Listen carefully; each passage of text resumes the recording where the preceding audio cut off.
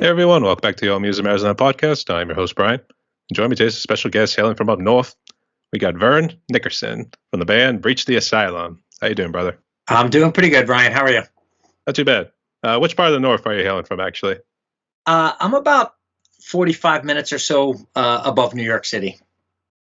You say you're close to Albany? I think when I was checking out your profile. No, we just played a show in Albany. It was only the second time I've ever been to Albany, but we played a show with some friends of ours that are from up that way. And I gotta say, like, I've been, we were on the fence. It's a long travel for us. I'm the closest guy, and it takes me 2.5 hours to get there. But the crowd and the club treated us awesome. So if you're up in the Albany area, Empire Underground's a great place to go. That's great to hear. Actually, I've been to. I was just remembering the city too, and they do the horse track racing and everything too. And Okay. I'm not so sure. I just drew a blank all of a sudden right now. My brain just shut right down for some reason. They have Empire Live, which is like the bigger venue, and then down the street there's the Paramount, which is actually a phenomenal place also. But that's mostly like bigger acts. Saratoga Springs, that's right. I don't know why I was drawing a blank. It was Saratoga Springs. Yeah. That's where we are. So okay. I don't know. I know that's where they're all at, but unfortunately, the second time I was there, they did not have the horse track racing, which is always pretty fun to go to. So how you been recently? What's new? Life's good. Right now the band doesn't have anything on the slate booked because we're trying to work on getting some new stuff recorded. That's it's so hard with the different schedules. When you have guys in the band that have all different schedules, it's really hard to get everybody on board to do any work, so we've decided we'll slow back the roll from playing live shows for a little bit so we can get some, creation process going and some new songs. And, we do have some stuff lined up for later, but, nothing's on the table right now. We got new music coming though. So. All right. Sounds good. You got to elaborate on your music in just a moment here too, but Vern, I want to welcome you to my podcast. And the ways it's going to work is let's get to know you more, both as the musician, but also as the individual too. So I do questions right here. Ready to roll? I'm ready. All right. I think he studied for the exam and everything too. So let's see what he's got. Let me check my notes. Okay. He's got the little cheat sheet and everything. Everybody's got a cheat sheet. Actually, no, it was the phone. They actually hide it in between their legs. Hide it right in the chair there too. That's how they used to do it now. So, all right. So first question right here, I guess. Tell us a little about yourself. I guess, how did you become a musician?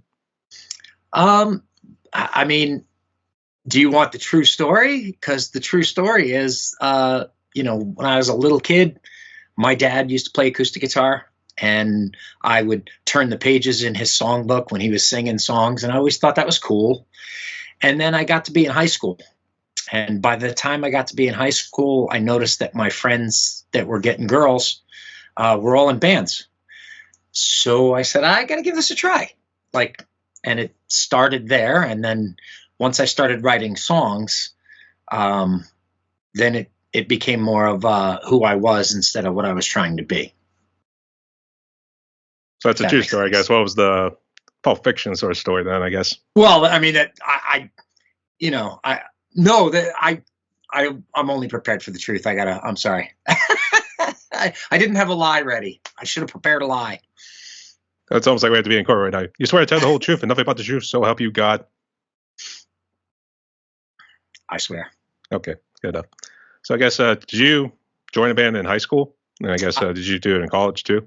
Yeah, no, in high school, I had my best friend had a band, and they were doing their thing, and then that band sort of broke up, and he was trying to recruit me to sing for his band, and I wasn't all that interested in it, to be honest. I wanted to learn to play guitar, but I didn't necessarily want to be in front of a crowd or in front of people.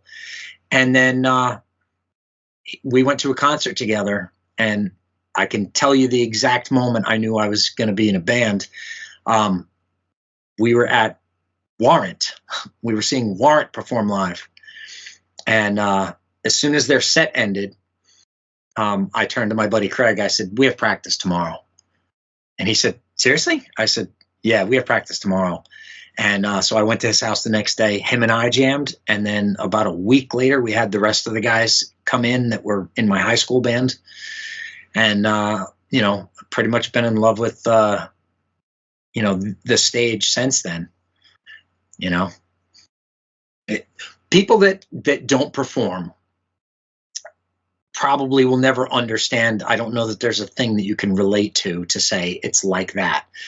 But I can remember being deathly scared the first time I had to play in front of an audience. And I wanted to come in.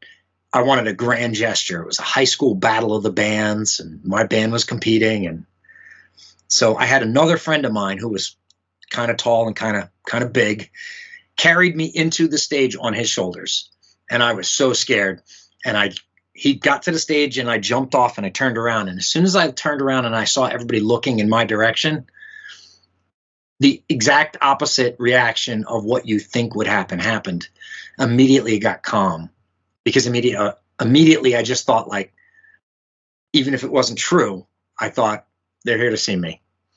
And we had a really awkward performance. My guitar player had a heart condition. He passed out on stage. Yeah, I mean, you want to talk about, you know, things not going as planned. And but it wasn't a deterrent as far as playing live after that. You know, like, me and a couple of those guys stayed together for a little while. And you know how life goes. Your first band or your first girlfriend or your first car is not your forever. You know, it just isn't. And but it's definitely something that you know, helped me learn, helped me become who I am. You know, It stayed with you in memory, in the matter of oh, speaking, absolutely, yeah. Absolutely. And the guitar player who was in that band, not the one who was my best friend, but the one who was one of my best friends, he passed away very young, early in life, at 19. And I can remember my trying out for a band after high school and being scared. And I was at his house and him and I were talking. And I was like, I don't know, you know, it's an hour to band practice if I join this band. And they haven't even heard me play yet. I don't know if I'm good enough. You know, I was just learning to be a bass player at the time. And I was like, I don't know. And he's like, you got to do it, because I can't. And if I can't, like, I need to live through other people. I need to live through you. And I thought, like, all right. So, you know, not that I did it for him, but it definitely helped, you know. And so I take Chris with me everywhere, you know, all the time. When I think about any live show, anytime anything's going bad, you know, we're having a bad sound check or can't hear any guitar in the monitor, and, you know, like, it's all rock and roll. You just keep going with it. Actually, I was like pulling the Bill O'Reilly when I guess it was live at Fox News. He called him on a hot mic. He just said, "We're going live. Fuck it." So, that's pretty much what it was right there. Yeah. The adrenaline kicked in too. Yep. And the friend who tragically passed, was that the one with the bad heart condition? Yeah. Like I said, that was so many years ago, but it's a thing it's been on my mind a lot lately, because, you know, his brother's actually his younger brother, who at the time was the annoying younger brother. Every time him and I would be in his room jamming, like, his brother would stick his head in and Chris would slam the door. Be like, you know, my brother's like trying to, you know. And all these years later, I'm friends with Russ now, his brother, who's a phenomenal drummer. And you know, so life comes full circle. You see people that, you know, so many years ago were a different thing to you in your life, and then later on they become something else, you know. So just glad to still be friends with him. And, you know, and his dad was probably one of the biggest influences on me being able to purchase band equipment. His father owned a music store, and he knew I needed to buy stuff because I had nothing when I was starting out.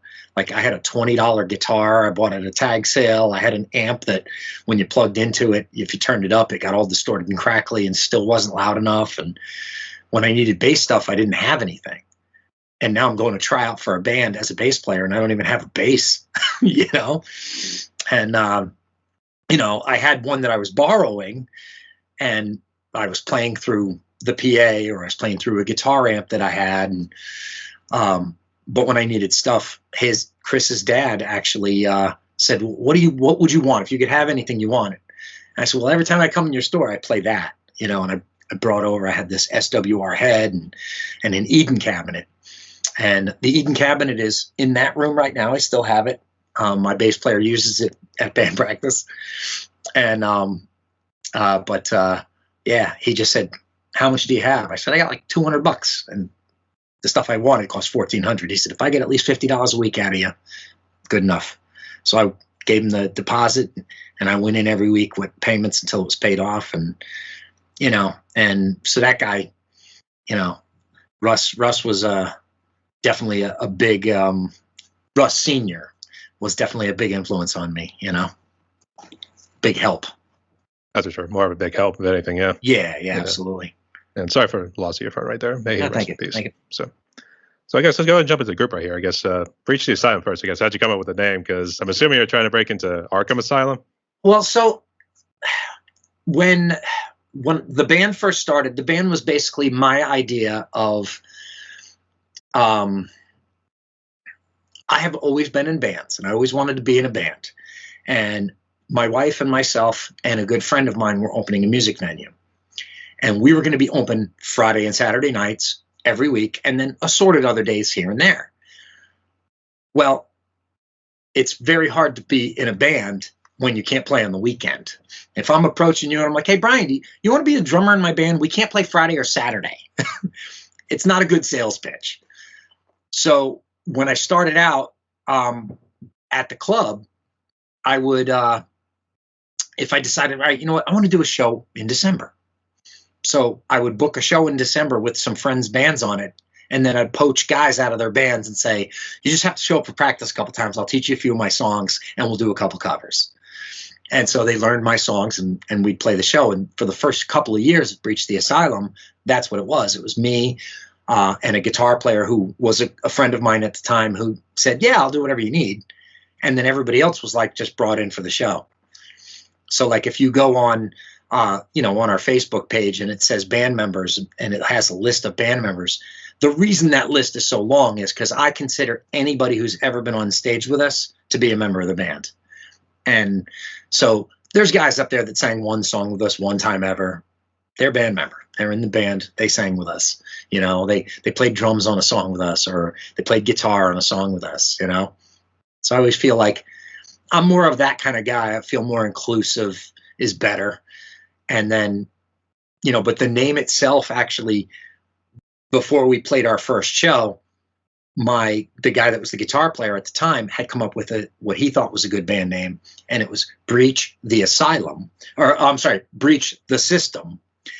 But he wrote it on the board above where I wrote something and somebody else wrote something. And so the way it looked to me was that it said Breach the Asylum. So I actually read it wrong. And I was like, that's it. That's the winner right there. And he's like, no, that's not it. This is it. I'm like, no, that's not it. This is it.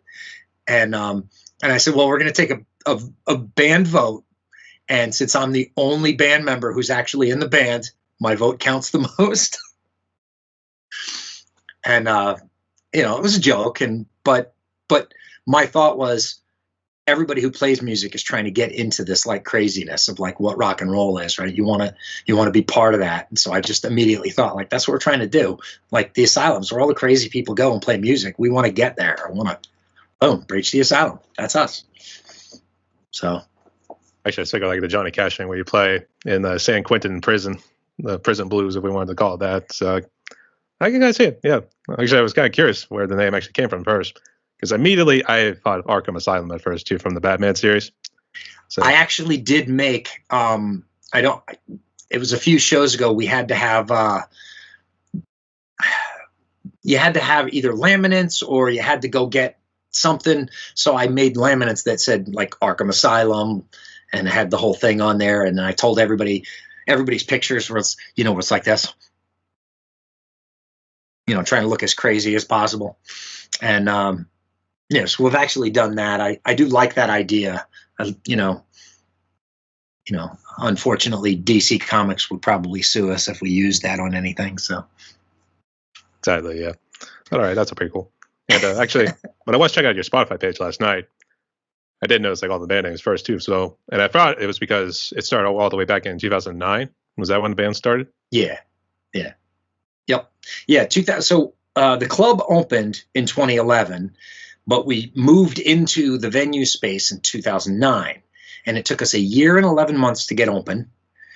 And so all the money that we had put aside to start the club got eaten up by paying rent. So we had a bunch of money for advertising, and then we, my business partner and myself, we had actually talked about the fact that we want to book the first month we're open. We want to book bands that are way too big to play here. Like, because if we got really big bands to play here, our name would get out there. And so, we figured we'll book a few shows that we'll lose money on. We know flat out we're going to lose money on these shows, but you put your name out there, and we had a couple of shows booked, and then we had to cancel them because we weren't open. When we moved in, we were told in 3 months we could open. And, so anybody that lives in Connecticut, the town of Brookfield, Connecticut is awesome, but not so much the government there. They were terrible to us. They worked tirelessly to not let us open. Like, everything was an excuse. Like, concrete floors. I don't get why. Concrete floors. All our walls were made out of fire-rated lumber and fire-rated sheetrock. There were no rugs anywhere. The only rug in the whole building was on the drum riser.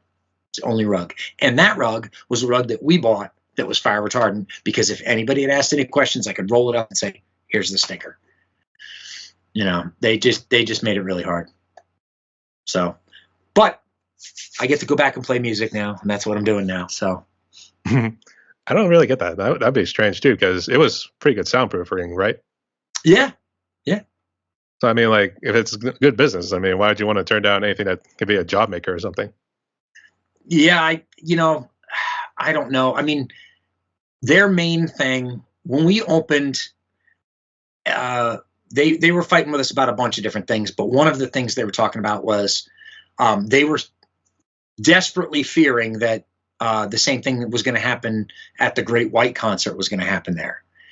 And I said, well, here's the thing about the Great White concert. It was inside in a building with a small ceiling, and they had pyrotechnics. We have very high ceilings. Their ceiling was made out of hay. Like, I don't know if you ever saw pictures of what that club looked like, but they had like literal hay for ceilings. And it was meant to be, because it looked a certain way. It looked cool as hell. But, but Great White's pyrotechnics set it off. And we weren't allowing pyrotechnics like that. The insurance costs between shows with pyrotechnics and shows without pyrotechnics are crazy. And when your capacity is only 181 people, the insurance cost is not going to offset the ticket price.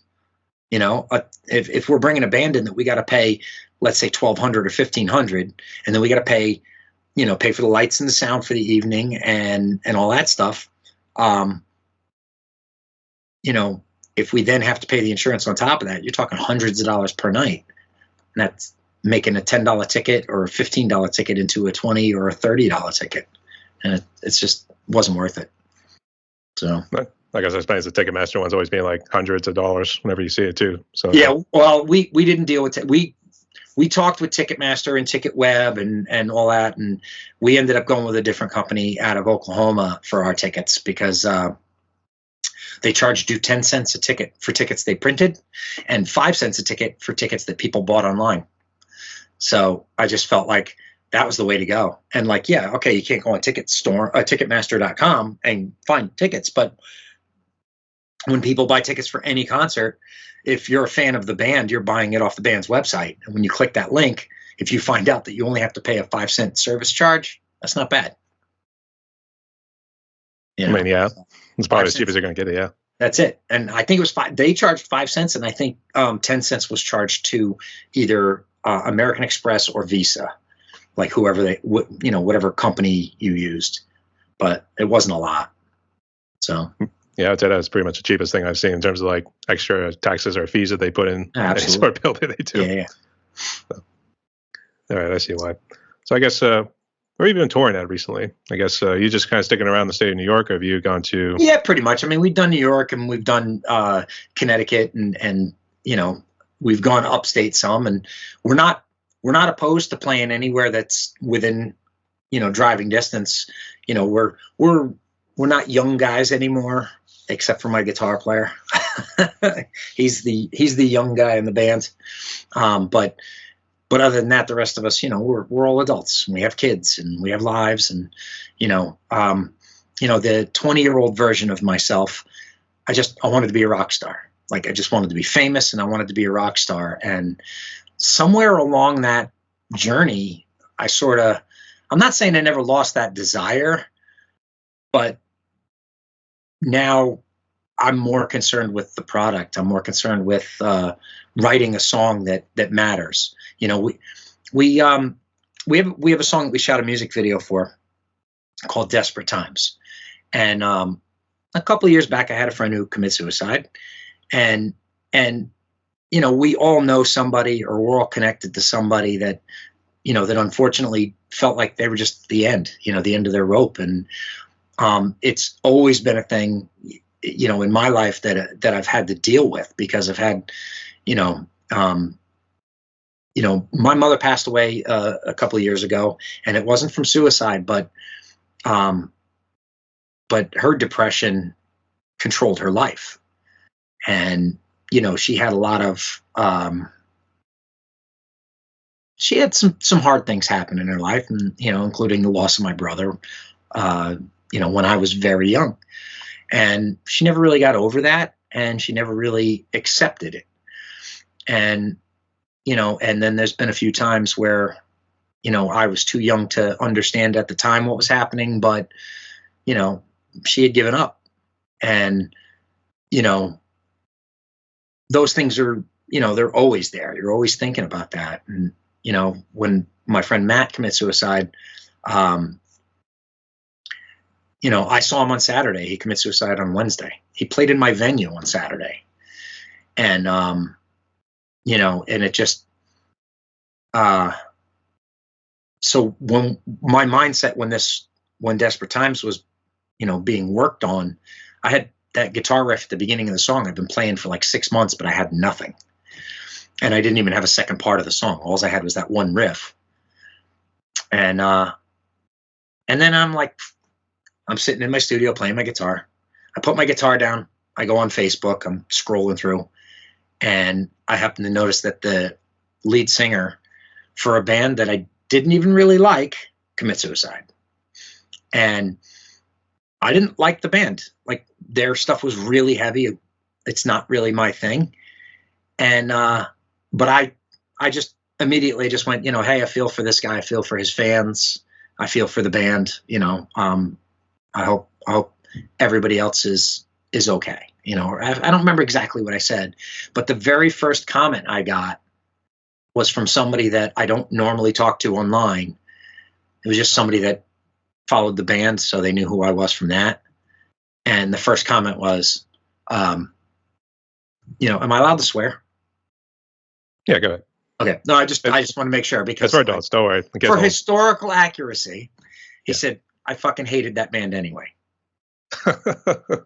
And my thought, I mean, I got mad. I was like, you know, and I was starting to type something in response, you know, that's not the point of this. This is a person. And then I just went, no, yeah, I got a better idea. Block. And I just blocked that guy. I erased his comment.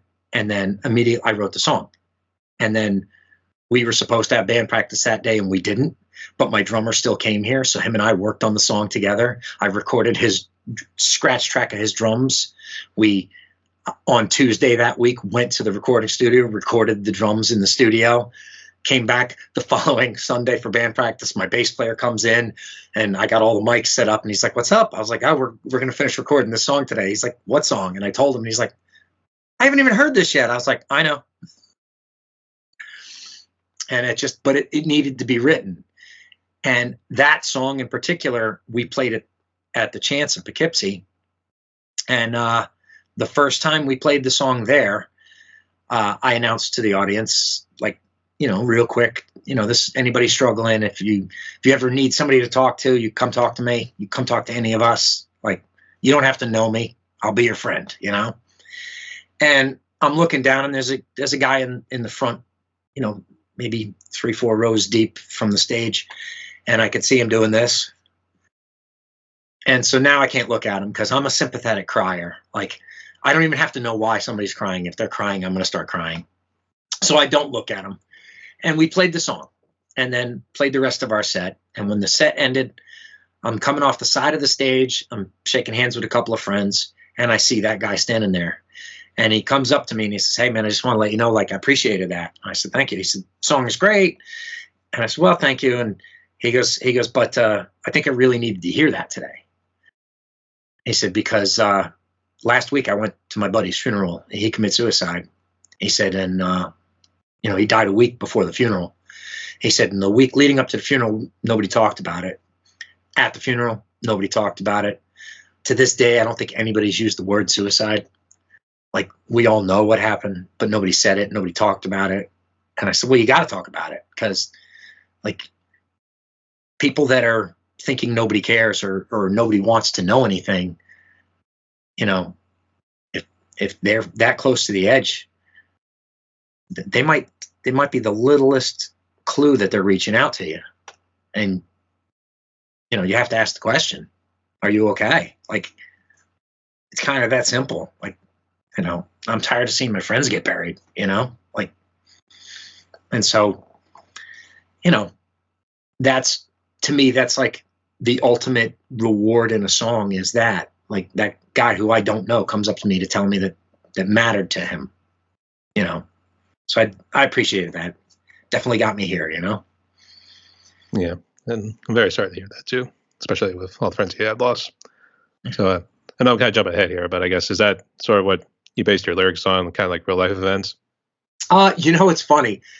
Yes. All of my stuff is written from a real point of view. I mean, the early songwriter, my high school band, I used to write these songs where I'd like, I joined a band because I wanted to get girls.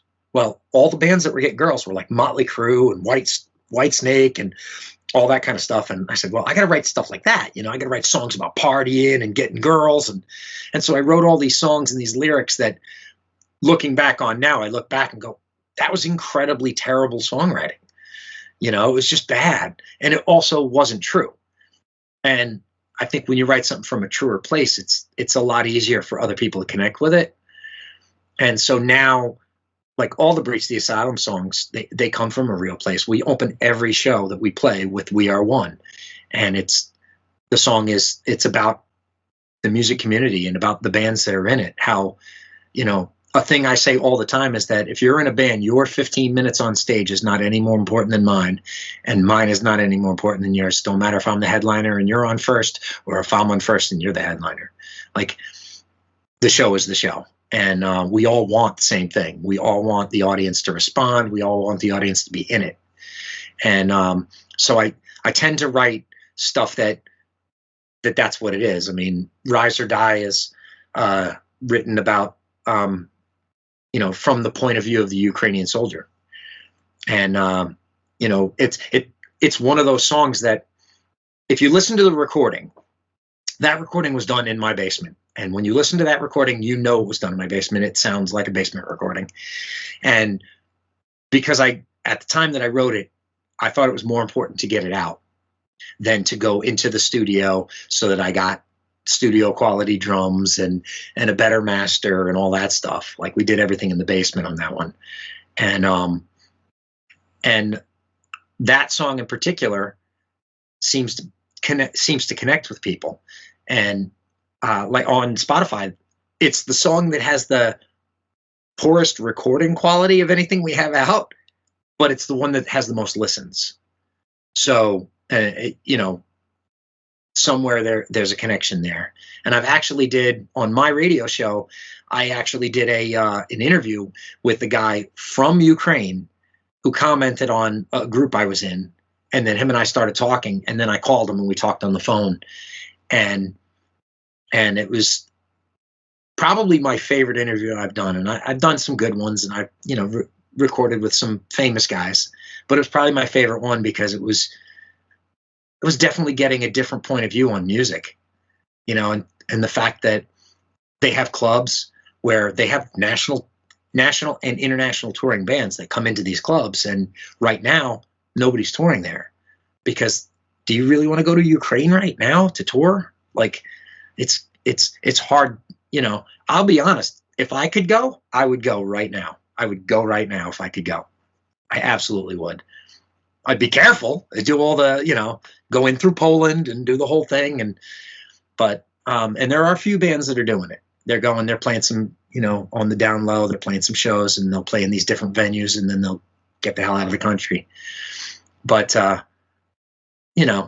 with everything that's going on in the world, being able to express that without it being overly political, I have my political beliefs. I tend to keep them to myself for the most part. There's certain, Bullets Over Love is a very political song, but it's not written from the left or right. It's not red or blue. It's just reality of there's too much gun violence in our country. And it doesn't matter who the president is. It doesn't matter who the governor is. It doesn't matter who the senators are.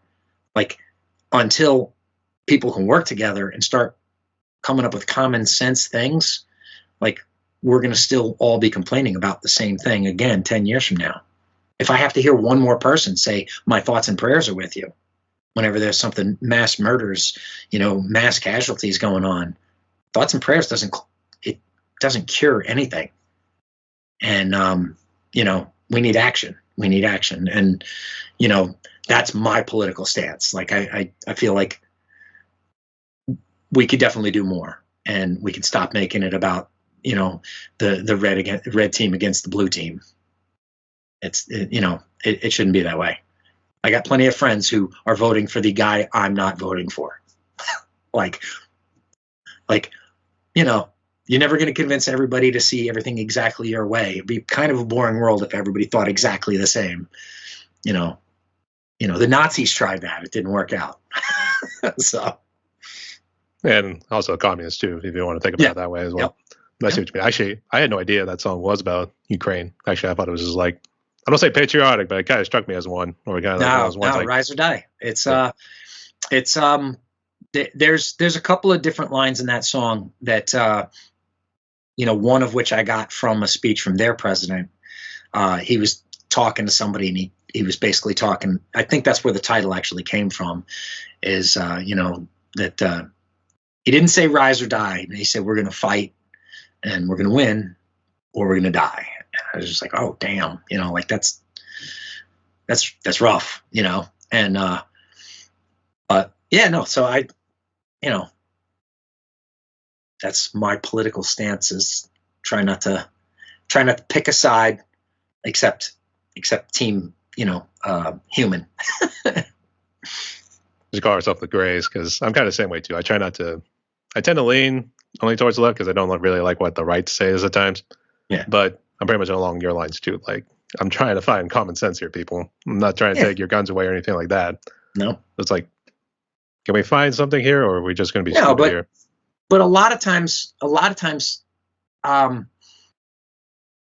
people say, well, you're talking about illegal guns and whatever. And it's like, well, yeah, except that most of the mass shootings in this country are done with legal guns.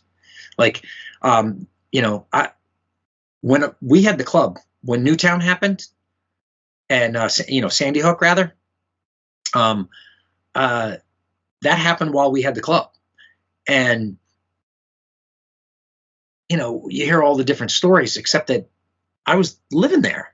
That this was our home, and our kids, and the kids that would come in our club, there were certain kids that came in that, I had this one friend of mine who was a drummer. His name is Jeff, who played in our venue, and he had a job where he worked on his computer, and he doesn't always work from home, but that particular day he was working from home, and outside his window he could see the school. So he literally watched it happen. He watched when you see the SWAT and the police and everybody coming in, and you hear the gunfire, and he was home and looking out the window going, what the hell is this? What is going on? And then you got the people that go on, Alex Jones and shit like that, where they say it was fake. And it's like, who is that helping? Who is that helping? Because there's no way that in his heart of hearts that guy isn't just trying to make a name for himself, or people like that. But he is causing other people to believe him. And, I just find that odd. I find it odd to trivialize something like that by saying that there were actors hired. It's insane. Hey, at least put Hollywood to shame if that was the case. So yeah, no, I believe we went to the moon. I believe JFK is dead. I believe Elvis is dead. Sorry, I just believe all those things. Hey, I would have said the same thing. I mean, like, did you see him come down? Or I forget who it was. I think it was all those QAnon people who were like waiting on the street or something. I don't know if it was in Texas or Wharf or something, and like just waiting there for to be resurrected, or JFK or somebody would like come back from the dead or something like that. Right. I forget what the whole story was, but it was funny. It was like one of those things you just wanted to tap on the shoulder and be like, "Okay, break it up, son. Joke's over. You here?" Well, I mean, reality's hard for some people,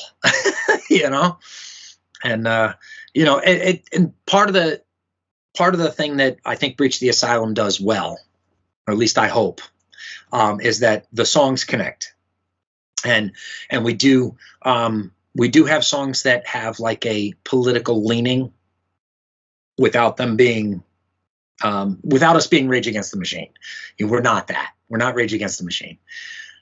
And my stuff's always that way. And until very recently, when Aerosmith recently put a statement out when they canceled the last batch of shows they canceled, saying that it's probably over. And I remember being like hit by that, going, that sucks, because my guitar player's never seen Aerosmith. And he was like, he really wants to see them. And so I was like, you know what? We'll get tickets. You and I will go. If my wife wants to go, she'll go, but like, we'll go. And when they announced that, I immediately went into my cocoon and I started this songwriting process. I said, I want to write a song that has a riff that I think Aerosmith would have written. So I came up with what I thought was an Aerosmith riff. And then I said, all right, I need the lyrics to reflect that time period. So I need to think about it and make it more of a fun song. And it's going to be the next thing we record, actually. And it's the first time since the early 90s that I've written anything that wasn't serious. And, and it comes from a place of respecting those that came before you. Like there's a part of the song where we're doing a thing and I was like, this kind of reminds me of like, the Aerosmith riff, but this part of the song kind of reminds me of like old school rock, all that 80s stuff. I said, and then we got another part of the song, it kind of goes to like a Led Zeppelin feel. And so when it stops, my guitar player is doing a guitar solo, the Zeppelin feel in the guitar solo.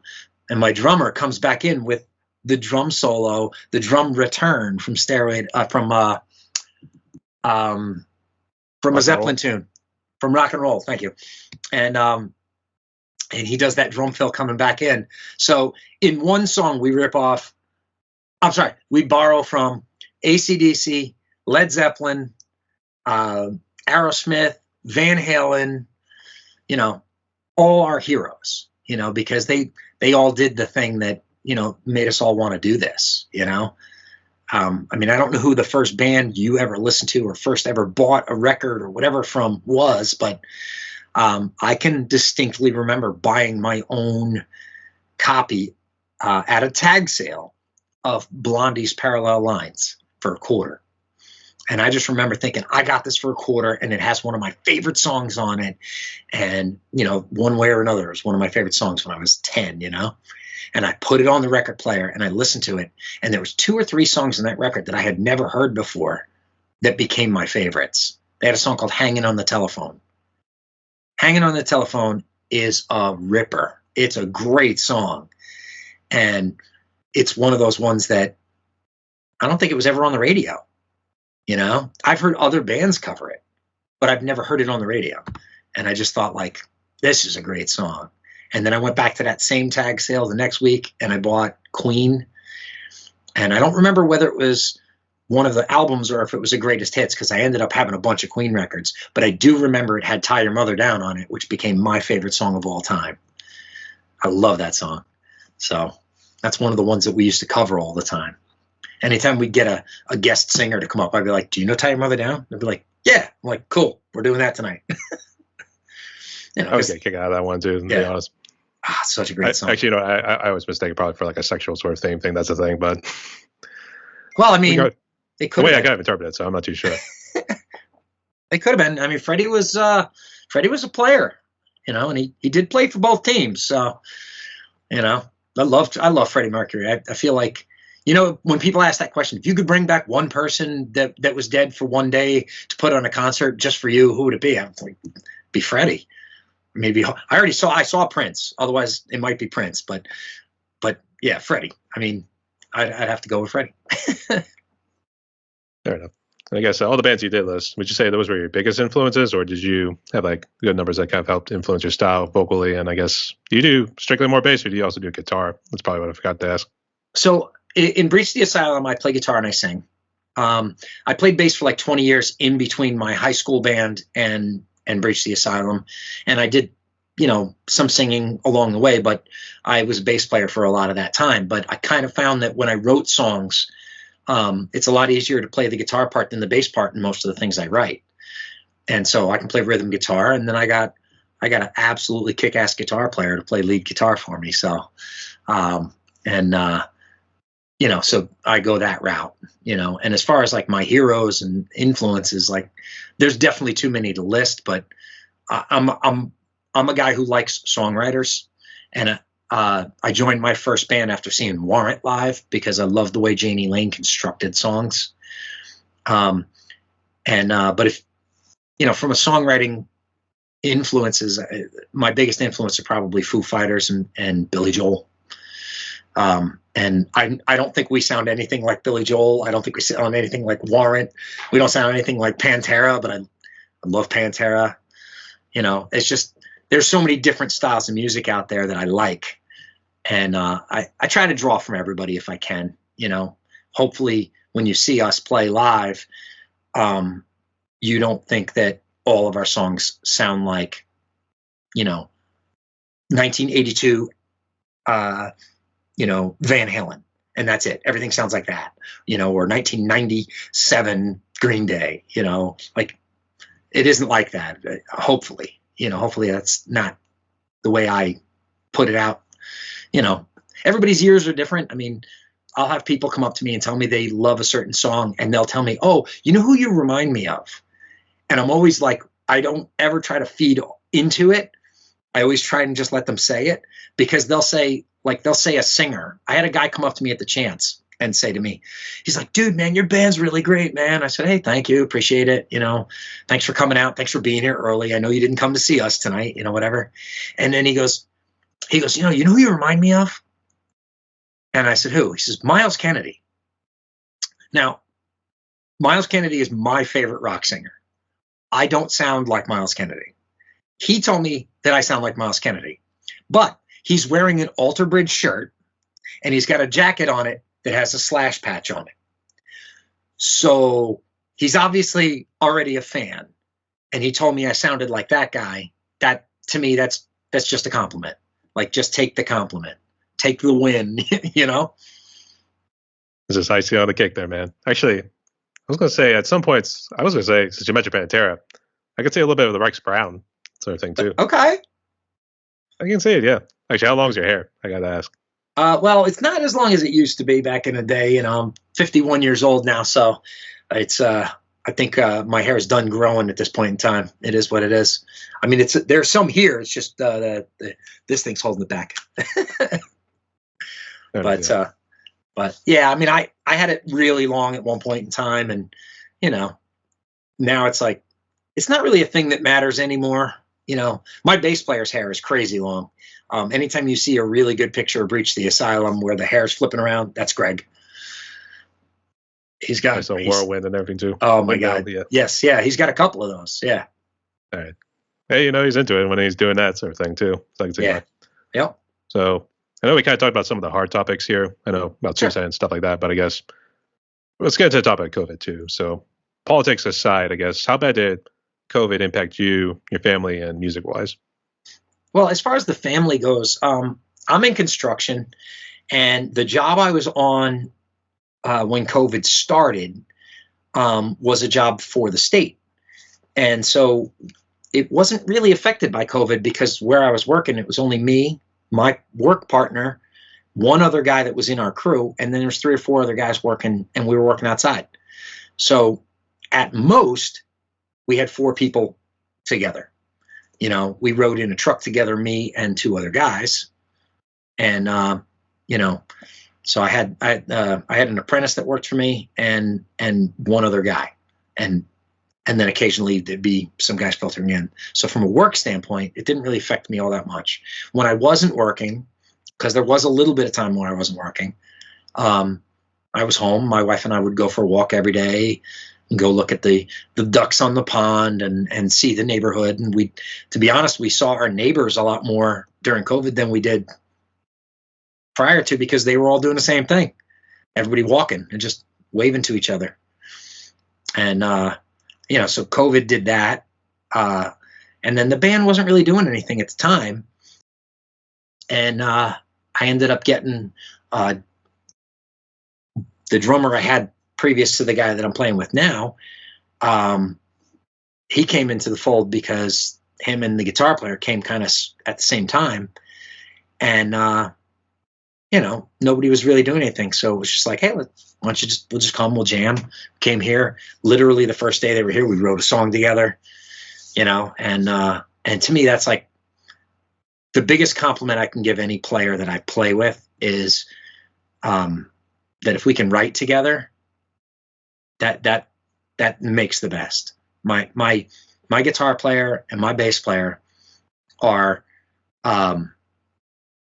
the best guys to play with that I've written with, that I've ever played with.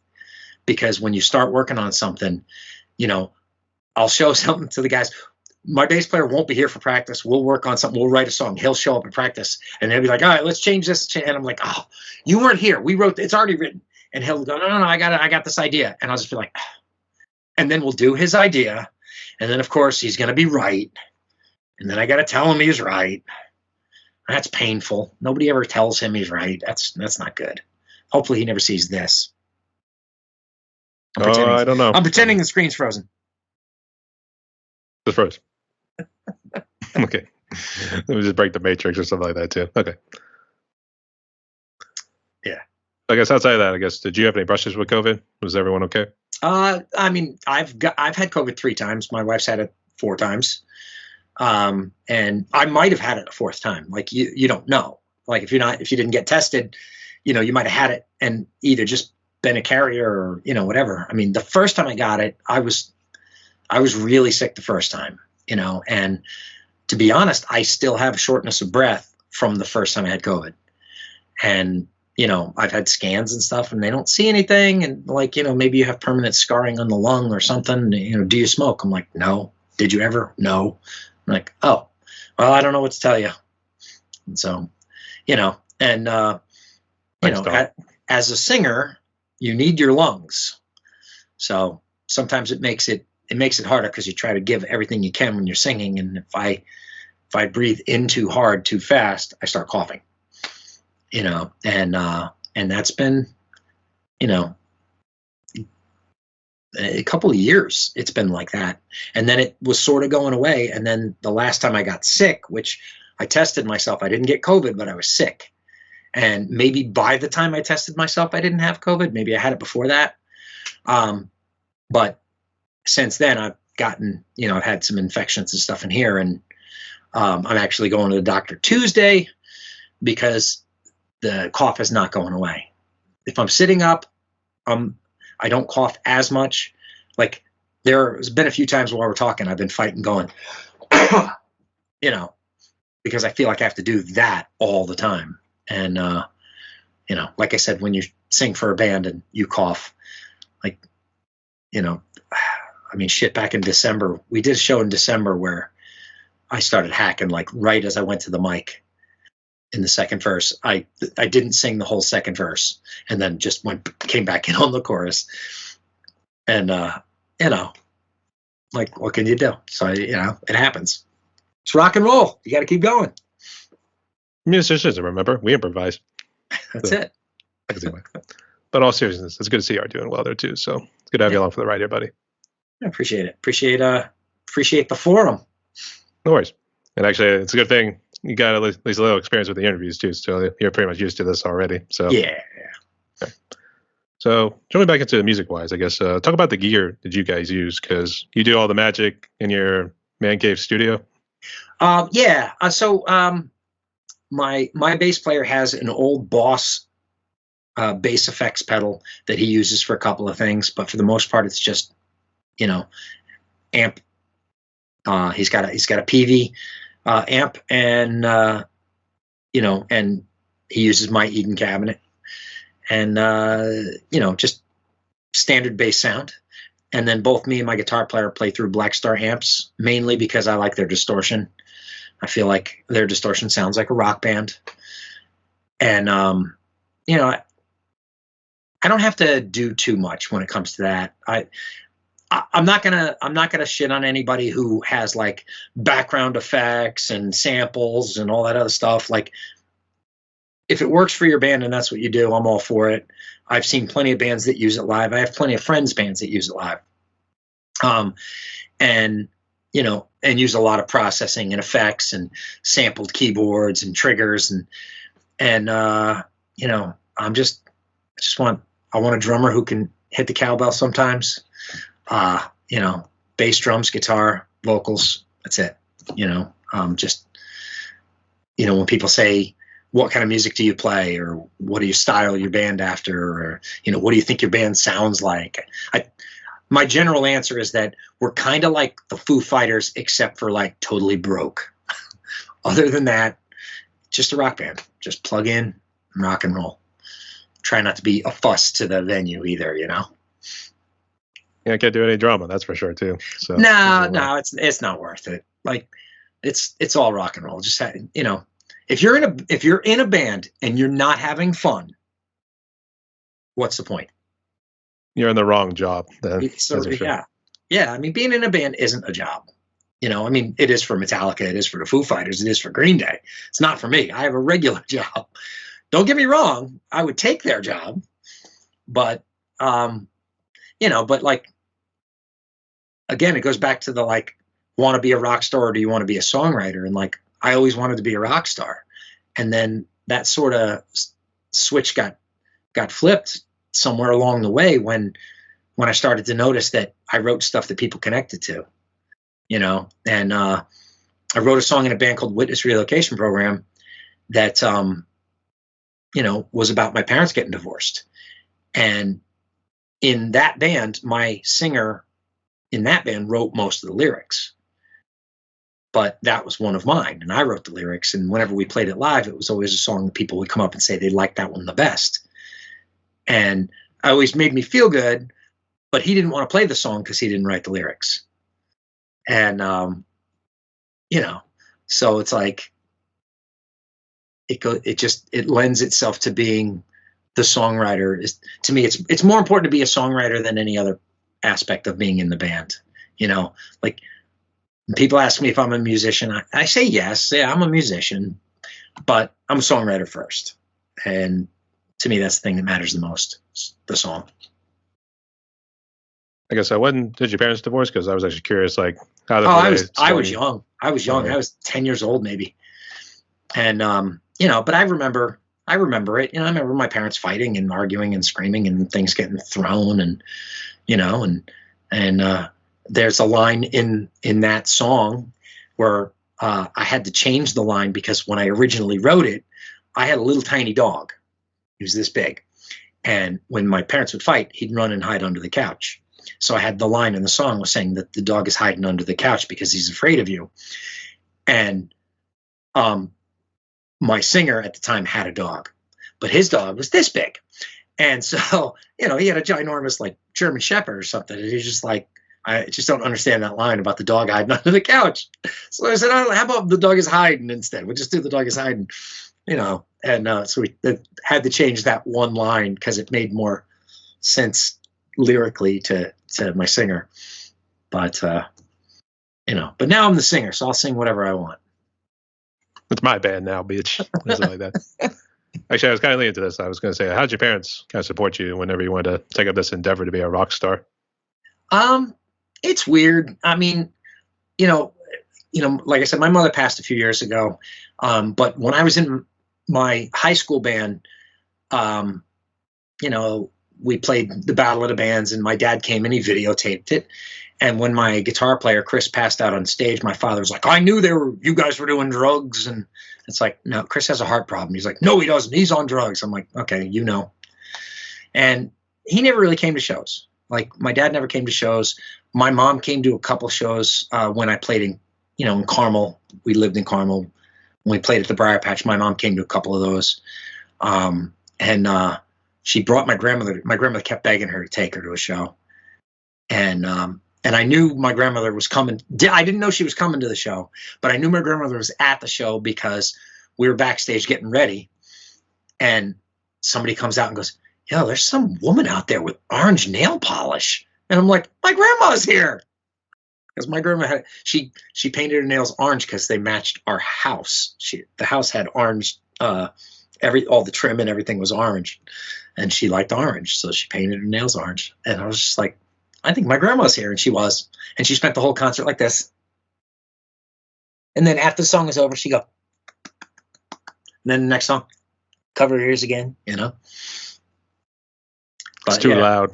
Yeah, but my family is they've supported me in other ways, not so much on the live front. I got my sister and my brothers, when they were around, I would get them to come to shows more often than that. But for the most part, it's friends. Friends. Friends are your family that you choose. And they come out. So that's for sure. Right, that's a pretty cool story. So I guess in terms of like making a song, for instance, too. I guess first off, do you write the lyrics first and then do the music, or does it sometimes vary depending on like what you guys are doing? I think it depends on the song. I mean, there are times that I'll have an idea for like a lick. Like I said, Desperate Times, I had that one guitar thing I was playing forever, and it just never turned into anything. And I just literally play that one thing over and over again. I liked it. I thought it sounded like something Tesla would play, and then I stopped playing it, and then that song just came. We Are One. I started writing that one, lyrics and words, kind of at the same time. Each song is different. Bullets Over Love, I wrote the guitar part when I came up with the title. I knew what the song was going to be about, but I didn't know anything else. I just knew the song was going to be Bullets Over Love. And so I knew that song had to be a little faster, and I came up with that one guitar riff, and that's it. And so we recorded that one. That's another one we recorded like fairly quickly after it was written. And, so it depends on the song. And sometimes I'll write lyrics and I'll write a whole song and it'll be completely done. And we'll be playing it in band practice, and I'll realize, these lyrics are they're not right. It's not the right feel for the song, or they're just terrible. At 3 o'clock in the morning, everything sounds good, and then, the next day when you're listening to it, you're going, maybe it's not so good. You end up being your worst critic. And then it's like, oh, sure, back to the drawing board. Sure. Start over.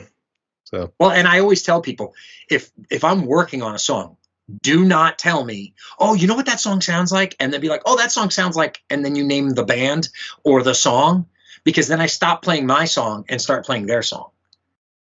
And I've had to throw away songs because now I can't get the other song out of my head. And I didn't hear it as that song, but somebody else did. And now I can't unhear it. So now that song is gone. So. Yeah, I see. It happens. I was going to say, I mean, you could at least try to peel away, as I like to say, in order to get the inspiration or maybe the right idea in order to push you in the right direction.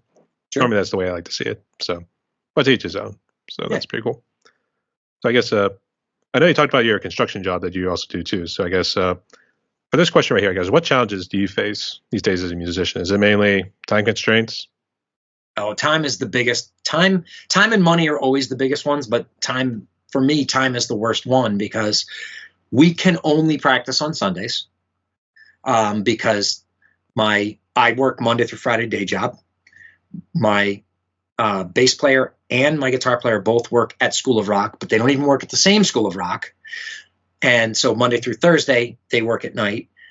My guitar player has a Friday night thing that he does with School of Rock because he's in one of the performance groups he teaches, does their rehearsals on Friday nights.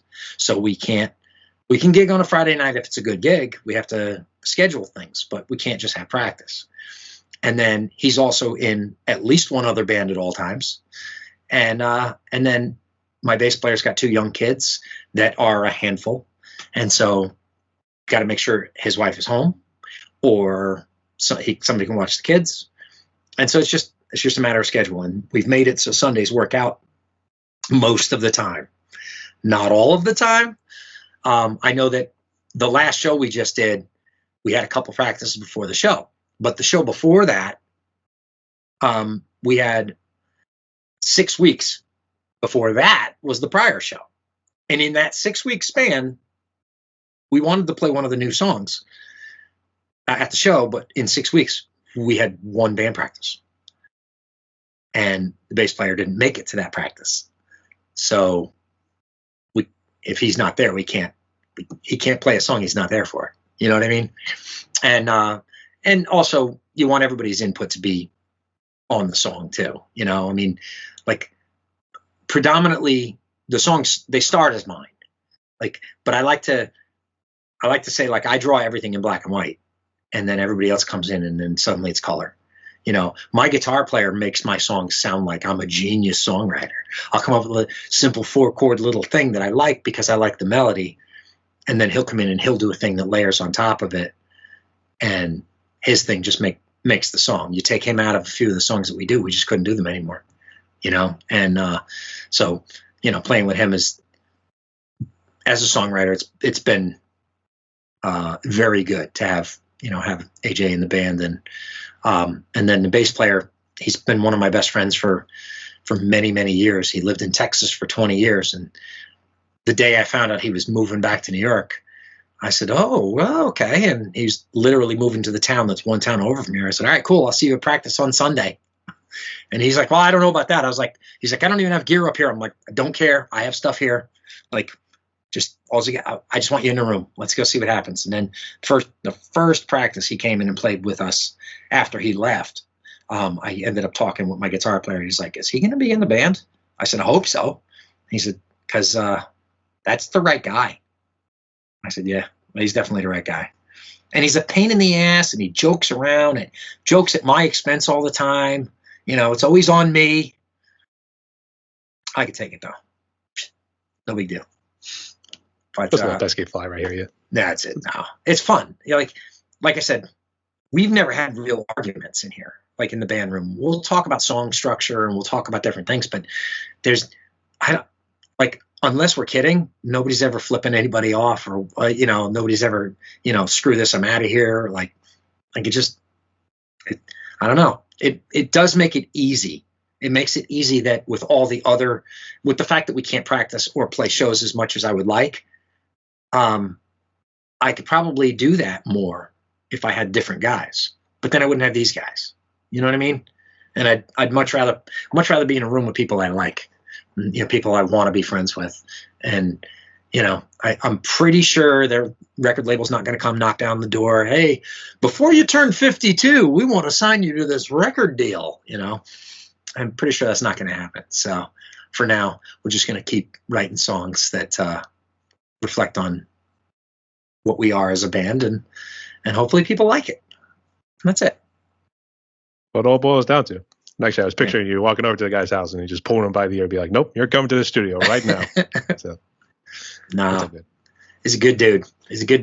And, he's got 2 young kids, but one of them is getting to the age where his daughter, AJ, she wants to be in a band. And she's not old enough yet, But the second she is old enough, he's in a lot of trouble because she's wild and she's gonna do it. Like I don't think it's an if. I don't think it's a when it's, if it's gonna happen. It's a when it's gonna happen. I think it's gonna happen. So get on board now, Dad. Let's go. That's what I'm saying too, and then be like, let's just make sure she's not too wild that she goes and do something she might regret. So listen, my son and my wife are both, musicians too. They're both at School of Rock, and their teacher at School of Rock is my bass player. So small world after all. Then That's it. That's pretty cool. So I guess for the next question right here, first off, what social media are you on? We're on Facebook. I have, Vern breached the Asylum. I'm on Instagram. Probably not as good at the social media stuff as we probably should be. You can expand your audience a lot more by doing more on the social media. And I'm always saying I'm going to do more of that, but like with time being what it is, I just never have it.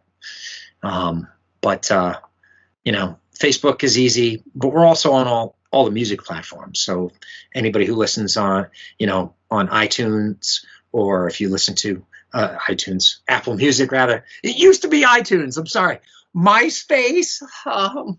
No, but we're anywhere there's music, our stuff is out there. It gets released through CD Baby, so it goes through everywhere.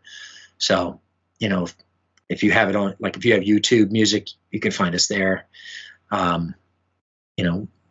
It's the music's the most important thing. Like there's pictures of us on Facebook and live shows and all that kind of stuff too. But I just much rather people go listen to the songs and, come see the show and jump around a little bit, maybe. Get a nice little exercise for the night too, jumping around. Yeah, that's it. It's good exercise. That's for sure. Yeah. And I actually would say, first off, is there something you hope to achieve in your social media outside maybe having a little bit of an experience of using it? To me, it's just about like connecting with people. I like when people send me messages and tell me they like the band or whatever. Recently, I had this guy from upstate who saw us at the show we just played in Albany, and he's been sending me a lot of messages talking about the band, and he wants me to send him "We Are One," but with no vocals on it because he wants to bring it to karaoke. So I have to see if I have the files or if my studio guy has the files, because if he has the files, I can't do it. If I have it, I can send him the version with no vocals. But I actually think the guy who has it's at the studio, and so I don't know if I want to pay to make a karaoke version. It'd be an interesting thing when you see some drunken people trying to sing it too. So yeah. Actually, are you on the Band Together group on Facebook? I don't think so. I'm on a lot of music groups, but I don't know of one called Band Together. I'll have to send you a link. I know I got to send a group I interviewed yesterday. I got to send them a link to it so they can come on as well. It's a good spot where you can promote your music and everything too. It's a bunch of indie artists all over the world. Technically, it's not just all in the States. It's all over the world too. So okay, keeps growing. So, but I guess for this next question here, so what advice would you give to musicians, particularly on social media, or I guess any up and coming musicians? I think the absolute best advice to give anybody that's playing is don't be a dick. Like, I know it sounds simple, but too many bands will go to a show, and if the show starts at 7 and they play at 9, they tell their friends to show up at 9 o'clock. Their friends show up and see only them. And they don't watch the other bands. Their friends don't watch the other bands. They leave after their set's done. And then the band that either got them the gig or is the headliner or just happens to be playing last, however it works out, that band's not going to like you anymore. Because, I've been on a lot of shows where, like, sometimes you can't help it. Like, if you got a guy in the band that's got to get to work, or he's got a thing he's got to do, that's fine. But, we just played the show up in Albany and we played first. We don't know anybody in Albany. Like, we had a few friends buy tickets. So we had a few friends that came out. I actually sold a few tickets to some friends that were on the fence that basically were just trying to support us. They bought the tickets. They didn't come out. The majority of the crowd that was there was not there to see us, but they treated us like they were all our friends. And it's because the way the other bands on that particular show acted towards each other and talked to each other and supported each other. I mean, there's a band called Against the Rain. They don't have music out yet because they're a new lineup. And this was their first show in this lineup.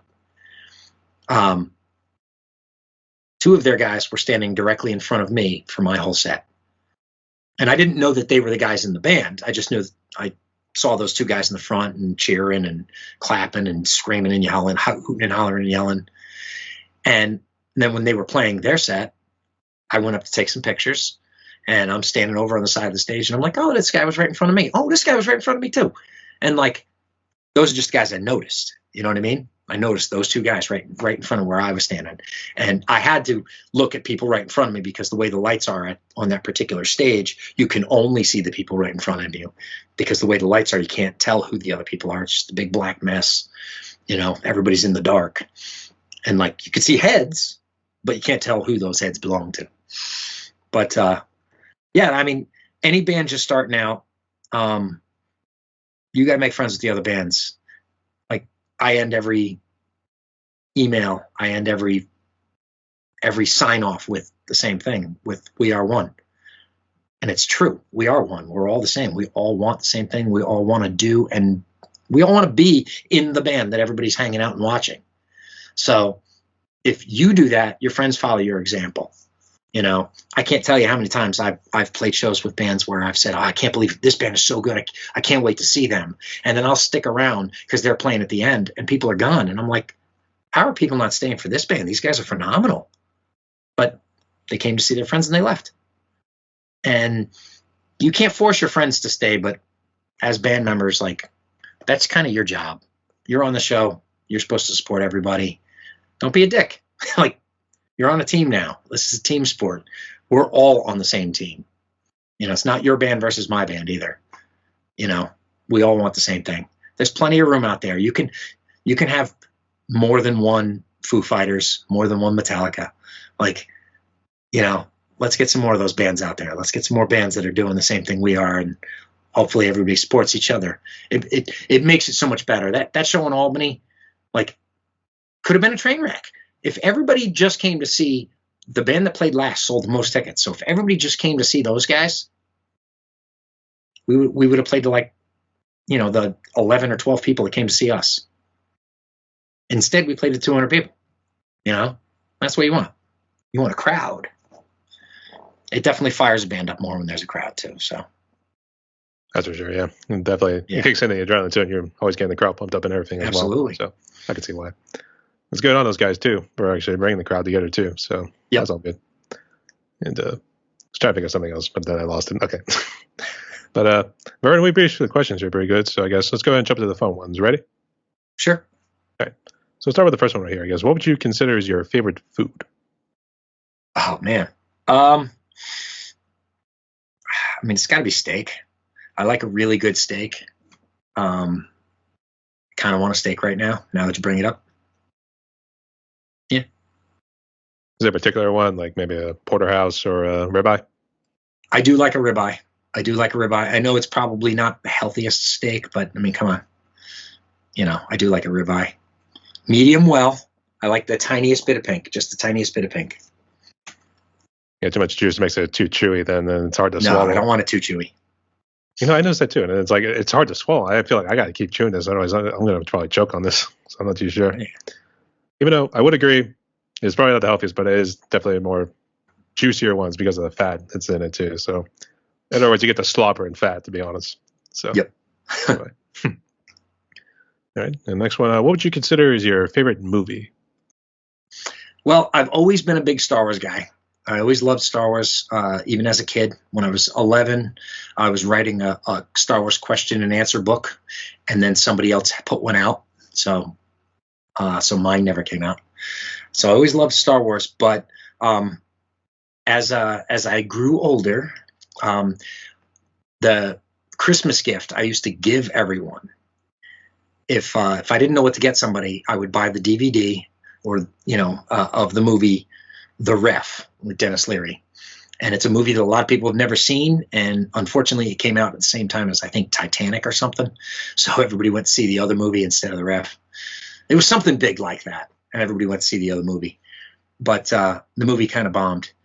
And but I remember I went and saw it in the movie theater, and it was so funny. And then it was on VHS like months later. And that back then, that wasn't a thing that happened unless a movie bombed. And I bought it, and so that's definitely up there. It's definitely one of my favorites. Sci-fi Marvel, Yeah, I can see. And actually, did you have those VHS tapes of the Star Wars? Of course, yeah. I have a lot of Star Wars. If you look behind me, you'll see I'm also a big Yankees fan. So I have my collection of some Yankee stuff, memorabilia here. I have some stuff over in the case over there. The Yankees are. They're a habit, and I like to go every year. I like to go to a few games. I usually go to opening day. I didn't go this year, and but that's it.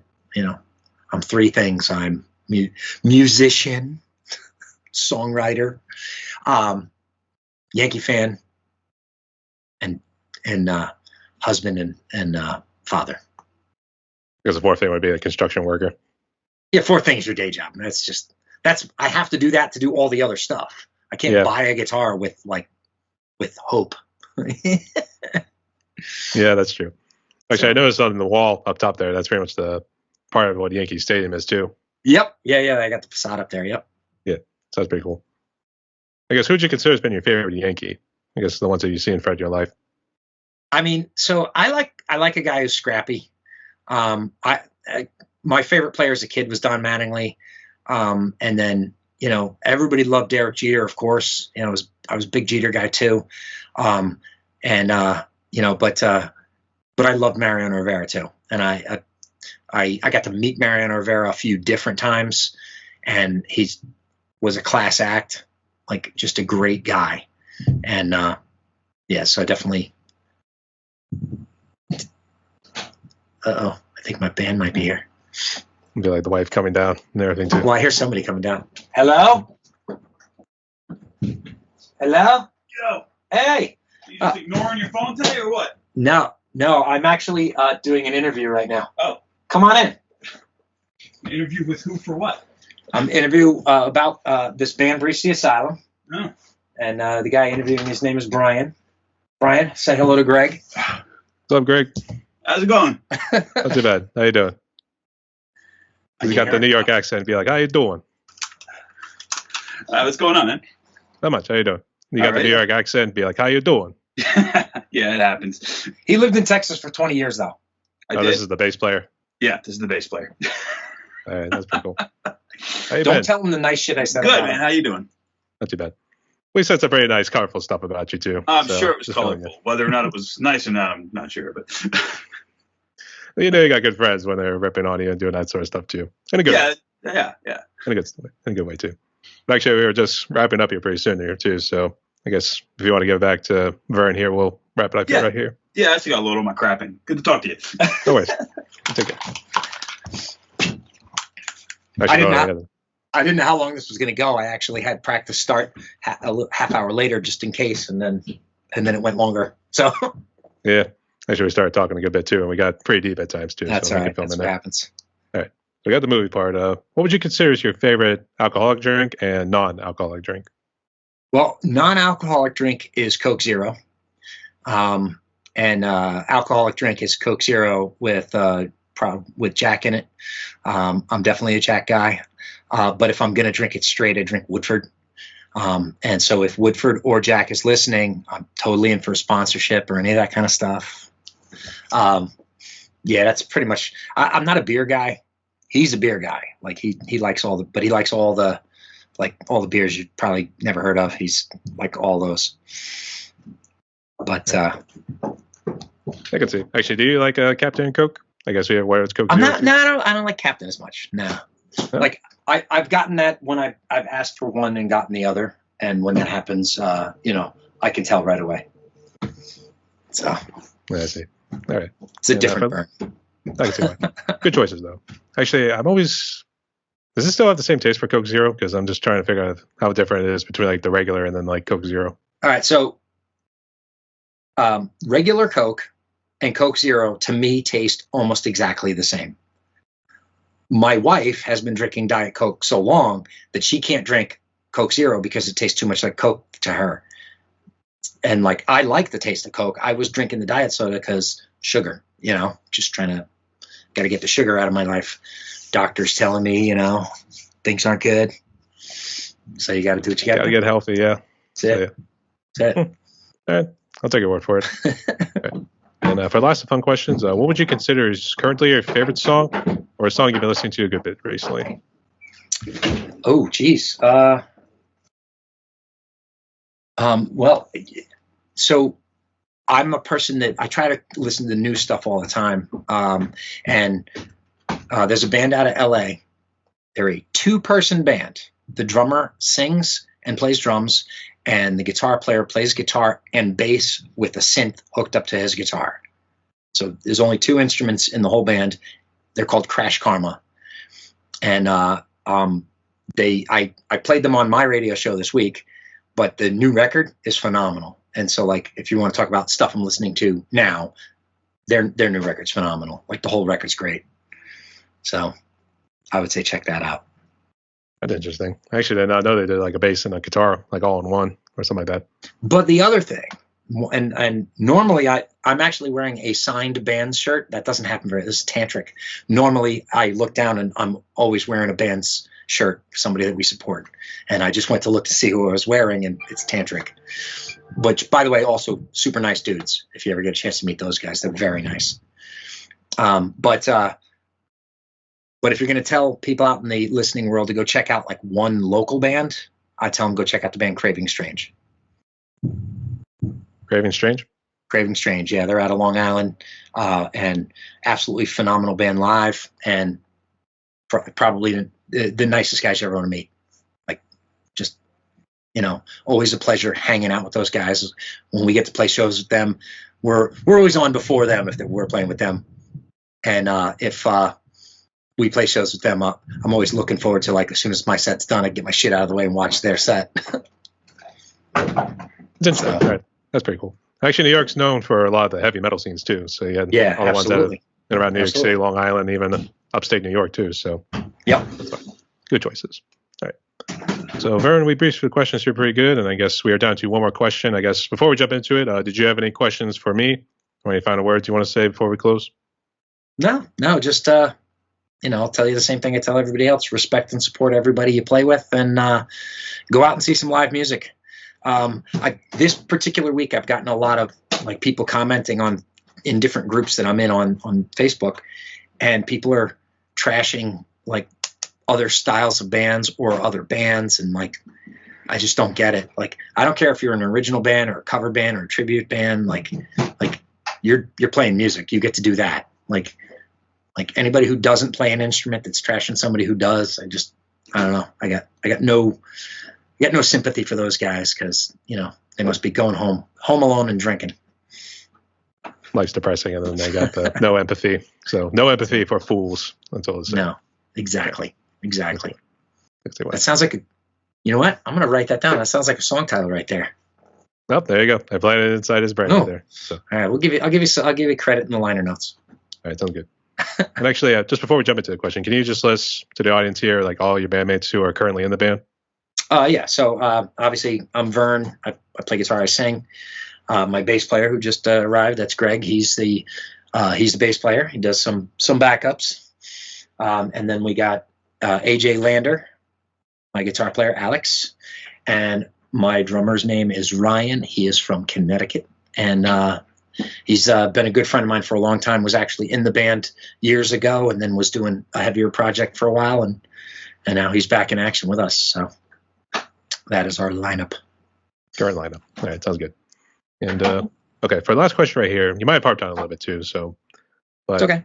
Given what COVID has done, and even perhaps what people have gone through in their lives, whether it be COVID related or something else for that matter too, because I know when we were talking throughout this whole interview, you kind of talked about friends who've fallen into that dark place and were not able to come back out, and they took their own lives. So Right. For those musicians who are perhaps in a similar situation at the moment, I guess, what sort of message of hope would you give to musicians and people out there as we try to move forward in a post-COVID world? Well, I know I don't have the answers. Like, I don't. But I'm definitely the person that always says, like, you know, I'm here. Like, I'll listen, I'll talk.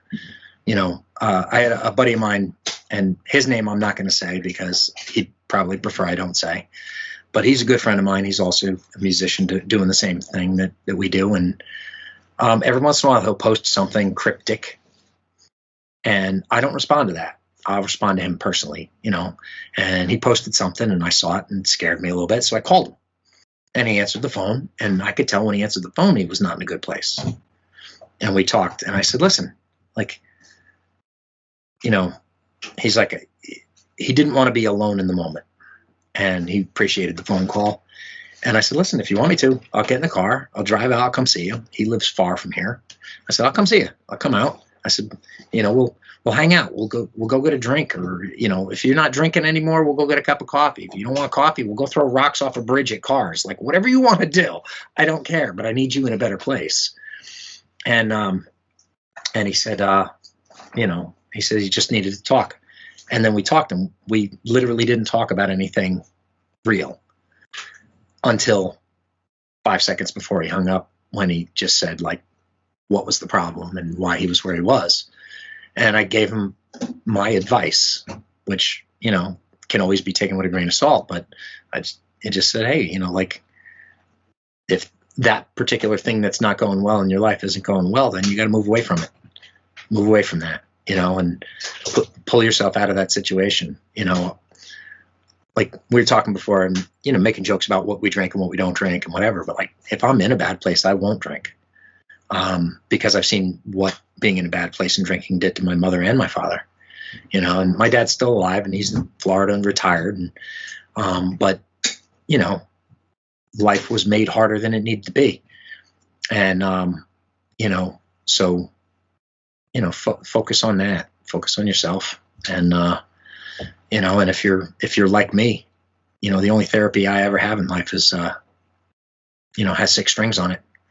You know, if I'm not feeling good about something, that's the best time to write a song, because that's your therapy. You get it out. And I've written plenty of songs that were absolutely terrible, but the therapeutic nature of being able to write it and get it out of your system helped. You know, so hopefully this stuff comes a little easier, you know.